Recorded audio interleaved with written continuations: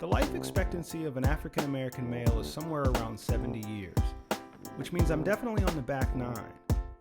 This vlog will be a record of my journey to relearn fatherhood on the back nine. Hey everybody, just wanted to check in. It's been a little while since I've done a real episode, let alone done one of these kind of confessionals. So I thought I would just say hi. Wanted everyone to know why I haven't done any episodes recently, any real kind of produced episodes. We're in post-production on a documentary. So for those of you who don't know, I'm making a documentary called Black Pittsburgh. It's all about the Black community in Pittsburgh, Pennsylvania. And we, for the past year and a half, almost 2 years, we did the shooting. And we are now, for the past couple months, we've been in post-production. So it's actually going really well. I'm really liking the way the movie's turning out, but it's just kicking my butt. It's so much work because it's a two-man team. This film is being made by two people. Normally there's, hundreds of people that work on a film, and this is one of those very, very small micro films. And so it's just two people, and I'm doing the lion's share of the work right now, and then I'll pass it off to him, my partner, Danny Miller. Shout out to Danny, who will finish the edit, and then we've got someone working on the score and all kinds of stuff. But right now, it's right here. It's just a lot of work for me. But I'm really excited about it. I'm excited for you all to see it. So sometime soon, maybe I'll post a clip or something like that so everybody understands what we're working on. But I'm really excited to get back to not only this channel, but my other channel, House Call. I have another channel where I talk about more clinical stuff. It's more kind of a professional thing. My channel, House Call with Dr. Ruben Brock. So we will get back to both of those soon, but right now it's kind of like all about the movie right now. So you'll get, every now and again, you get some cell phone videos when my wife takes cute, funny videos. I'll upload that stuff to give you as much Baby Ella time as you need, because I understand that's what everybody's watching for. Everybody likes Baby Ella. But I figured I'd just talk for a second about how I'm doing, because I don't know about you all, but I'm on the struggle bus right now. I'm struggling. I know a lot of people are. I think COVID is doing that to everyone, but I am, I would say for probably the last year, it's been a real challenge for me, just kind of like emotionally getting through the days. Stress has gotten so high, and I can't even necessarily say that I know why everyone is so stressed. I mean, I get it, COVID, right? But like, I don't know what's happening that makes everyone so stressed. It's just kind of like everything's gotten to a fevered pitch. But for me, my past year has really been all about processing the diagnosis that I got a year ago. I'm sure many of you have seen Discovering Autism, which is the short film that I released on this channel about my experience being diagnosed with autism.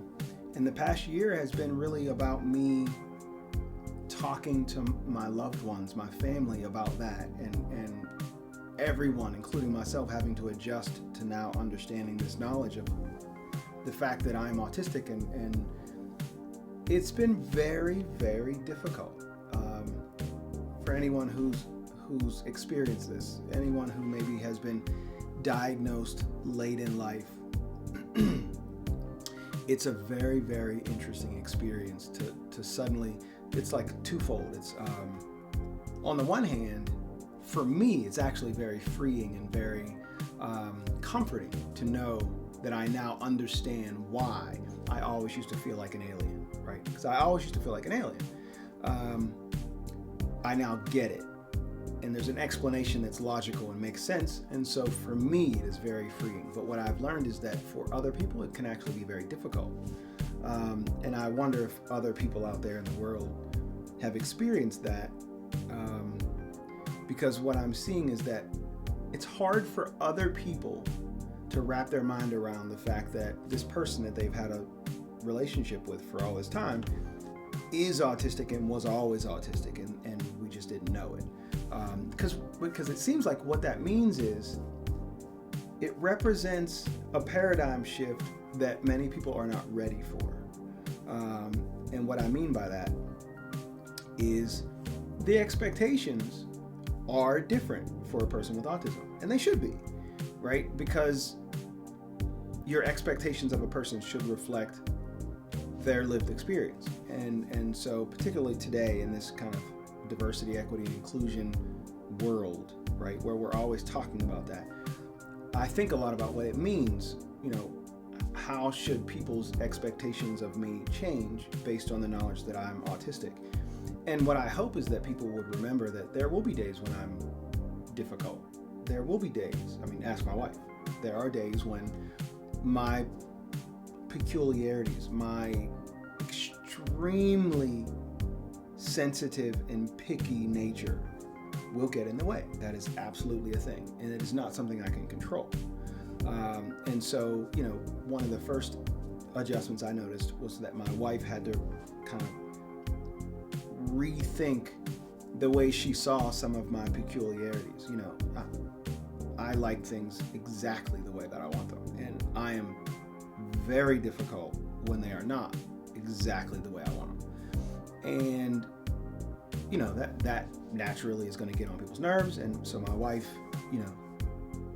a healthy amount of the time would say, you're going to have to suck it up, whatever, because it's not going to be your way on that. And then she had to recognize and understand that my difficulty is not just me being difficult.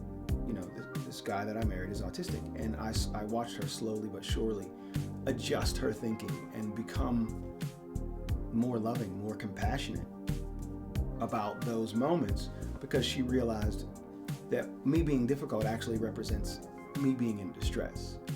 And that's the part that it seems like people haven't been able to understand and recognize. In the moment when I'm being difficult, in the moment when I am kind of like spinning my wheels, talking about something over and over again, or being a little pushy, or incessantly asking questions, or won't let something go. Those are all moments when you're seeing the manifestation of my distress. But if you don't know that I'm autistic, or you forget that I'm autistic, or you don't care that I'm autistic, then yeah, you're gonna apply the standard that you would apply to a neurotypical person and say, why can't you let it go? Why can't you just relax? Why can't you blah, blah, blah?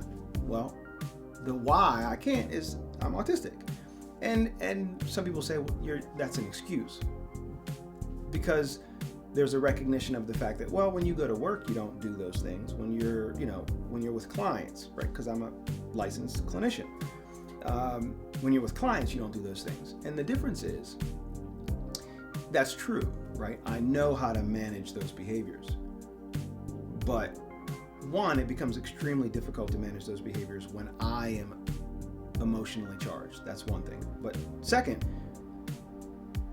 and I guess it's connected to the first, when I'm in personal situations with the people that I believe love me the most, that's the moment when I feel like I shouldn't have to mask my symptoms. I shouldn't have to hide what's happening to me. I should be allowed to experience what I'm experiencing and let people know that, right? So if I'm freaking out and I'm with my wife, I will feel okay letting her know, showing her that I'm freaking out. I will allow myself to freak out, because that freak out is sometimes what I need, right?